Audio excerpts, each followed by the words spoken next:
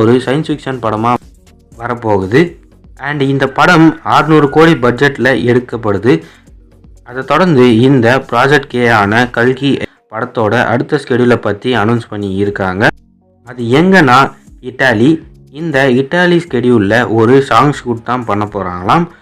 அது actor Prabhas and Disha பத்தானேயோட சாங்காக இருக்கும் அப்படின்னு படக்குழுவே அஃபிஷியலாக அனௌன்ஸ் பண்ணி இருக்காங்க.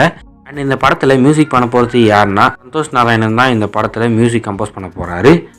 அண்ட் அதை தொடர்ந்து மகா சிவராத்திரியை முன்னிட்டு ஆக்டர் பிரபாஸோட கேரக்டர் நேமை ரிவீல் பண்ணி இருக்காங்க. அது என்னன்னா பைரவா அப்படின்ற பேரில் தான் ஆக்டர் பிரபாஸ் இந்த கல்கி படத்தில் இடம்பெற போகிறாரு. இந்த படம் மே 9ஆம் தேதி 2024 ரிலீஸ் ஆகும் அப்படின்னு அஃபிஷியலாக சொல்லியிருக்காங்க. வெயிட் பண்ணி பார்ப்போம் இந்த படம் எப்படி வருது அப்படின்றத. அண்ட் இந்த கல்கி படம் ஒரு பேன் இண்டியன் ஃபிலிமாக வரும் அப்படின்னு சொல்லியிருக்காங்க. அண்ட் அதை ஃபாலோ